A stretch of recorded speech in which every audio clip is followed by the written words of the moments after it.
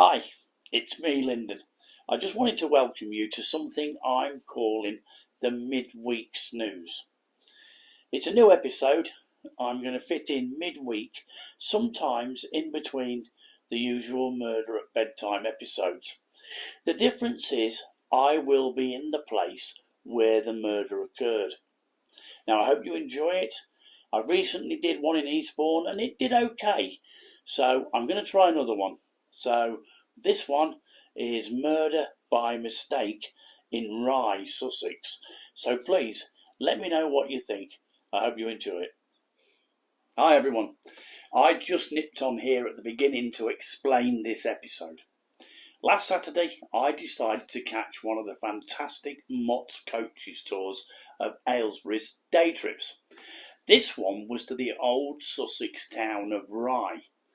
Now, the forecast was brilliant, so I packed my sherbet lemons and a pack-a-mac, because you can never trust the British weather, and because I wanted a nice, relaxing day exploring this lovely town, I decided not to take any of my filming equipment. No, sir, it was going to be a day of fish and chips, cider and ice cream, and not a murder or folk tale in sight. And off I went. I arrived in Rye, which is a very steep town.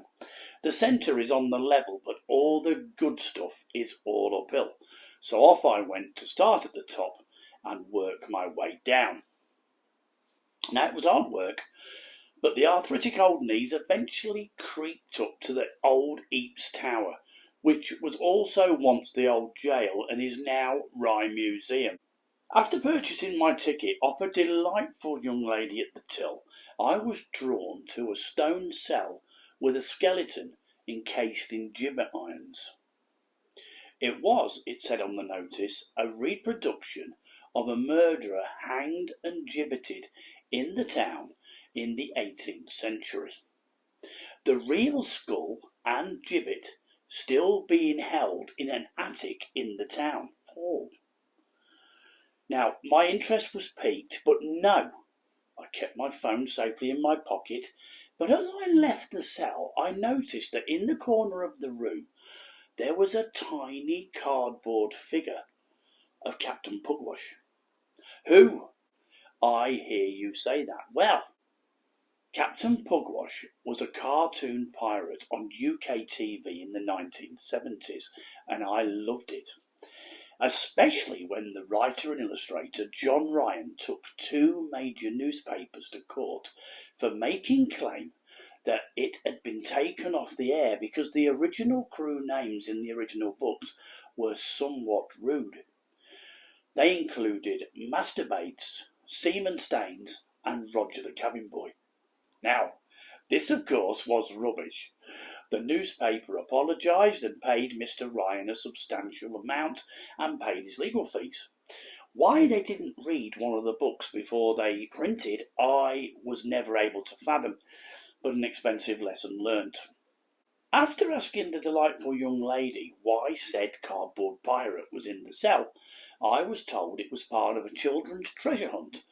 Find all the Pugwashes and win a prize. She then informed me that John Ryan used to live in that cottage there and pointed to a lovely whitewashed cottage through the main door. She also told me that he had written this book and illustrated it. It was his only ever adult book, and it was about the Rye murderer, who was constructed, his skeleton, in the cell. Of course, that was it. I was hooked. I quickly pulled out a crumpled £5 note with 2 sherbet lemons attached, and the young lady told me that the £5 alone would be ample payment and to keep the sherbet lemons. It was the very last copy, so I'm glad I bought it. I then went outside to the churchyard and found a handy bench, popped a sherbet lemon into my mouth and read my new book. 10 minutes later, it's a very short book, my earlier resolution completely out the window, I took my phone out of my pocket, set it to video, and went in search of the places that the 3 major characters in this story lived and died. Now, the first place I visited was the house of the Mayor of Rye at the time, as he was the target, James Lamb.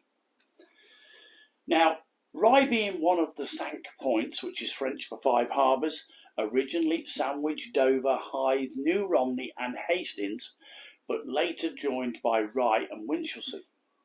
Ports had their own very different governing system to other parts of the country, whereas the mayor was also the judge at all the trials in these towns.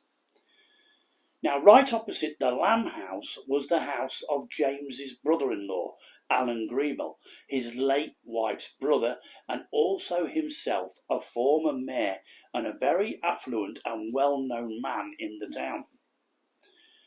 Now, James Lamb, the mayor, his third son John, who on reaching 18 years old had been accepted into the customs service and was having a celebration dinner on board the revenue sloop in Rye Harbour down by the fish market. Now, of course, his father was invited and all the town knew of this event that was taking place. Now, this included a man whose hatred of the mayor knew no bounds. It had festered into something bordering on pathological. Now, he was a stocky little local butcher called John Breeds, who owned an inn by the name of the Flushing Inn in the town. Breeds had a slaughterhouse out the back of the inn for his butchery business as well, and had been in front of the mayor on numerous occasions for selling short weights. Now, his wife had died young in 1738, leaving him with two young sons to bring up, and it is thought that the death of his wife affected him very badly mentally. This, plus heavy drinking, may have contrived to Breed's deciding by March 1743 that the mayor had to die. So, let's go and visit the scenes of the crime in this beautiful old town of Rye. Hi everybody, and today you find the exiled yellow belly in East Sussex, in Rye. Now, I hopped on a Mott's coach, brilliant coach company in Aylesbury, and thought let's go out for a day. So I've come here because I heard it was a fantastic historical village. Now, when I got here, I found out that there was a very strange murder committed here, luckily for me, you might say, because that's what I do. And so here I am. I'm now looking for that particular murder. So I'm going to try and find the places and the things to do with this murder, and I'm going to put them on, see what you think. So anyway, let's get going. And I'm in the churchyard at the moment where this murder happened, and I will get back to you when I found out all the information. On the left is Alan Greeble's house. He lived bang opposite his brother-in-law, James Lamb, the mayor. On the night of the 17th of March 1742, James Lamb was just coming out of his front door when he saw his brother-in-law returning home from a stroll. He told Alan that he was feeling unwell and could he possibly attend his son's celebration in his place. Alan kindly agreed, and James gave him his red mayoral cloak to stop him having to go inside the house and fetch his own. It was a cold night and he couldn't have gone without one. And Alan set off up the hill to the Eaps Tower and the steps down to the harbour where the ship was moored. Alan climbed the hill and he arrived here without a care in the world at the graveyard of the Church of St. Mary's and walked down the path in one end and out the other on his way to the Eaps Tower.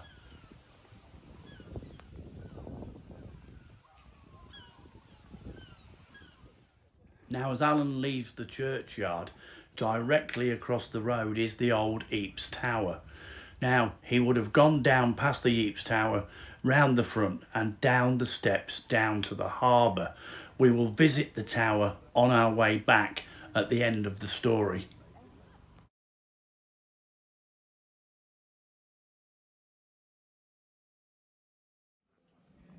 At the same time, just a stone's throw away at the Flushing Inn on Market Street, the innkeeper cum butcher was drinking heavily and working himself up into a fit of insane rage about Mayor Lamb. Why he had such a hatred towards the mayor is a mystery, as prosecutions for lightweights on measures were commonplace in Rye.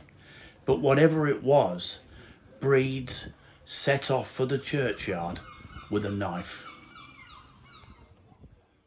When suitably fed and watered at his nephew's celebration, a rather inebriated and unsteady Alan Greeble climbed the harbour steps, past East Tower, and once again headed into St Mary's graveyard in the opposite direction. Unfortunately for Alan, hiding behind of one of the buttresses was a man with a knife with his mind set on murder. Seeing the mayoral cloak was like a red rag to a bull. In the darkness, he ran up to Alan and plunged a knife into his back, pulled it out, and then ran off. In his drunken state, Alan Greeble doesn't seem to have appreciated how badly injured he was, and may have thought that he had just collided with someone in the graveyard.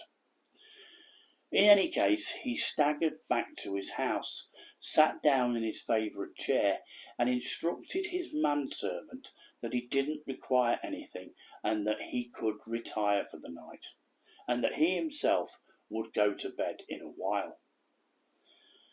Across the road later that night, James Lamb was having a terrible night's sleep. His dead wife kept appearing to him in his dreams, telling him she was worried about her brother and for him to go over the road and check on him. Now eventually James did just that, banging on the door until the manservant opened it, and they both went into the study and found Alan dead in his chair in the blood-soaked mayoral cloak. It didn't take long to apprehend the culprit. He had returned here to the Flushing Inn, where he continued to drink heavily, do a little jig, and sing the words "butchers should kill lambs" to anyone who would listen. Also, they found a blood-stained knife with his name scratched into the handle in the graveyard in some bushes. Breeds, or Breads, because it could be either really, was brought to the town jail here at East Tower, which is now the town's museum and very well worth the visit. Lovely, knowledgeable staff and interesting exhibits. It's well worth the £4 entry money. So inside the East Tower, this was John Breed's cell. He had to be chained up with special shackles which were made because he was so violent. He spent 67 days in this cell, an unusually long time. It was probably because they wanted to check first that he wasn't a member of a smuggling gang, as no one wanted to upset the smugglers.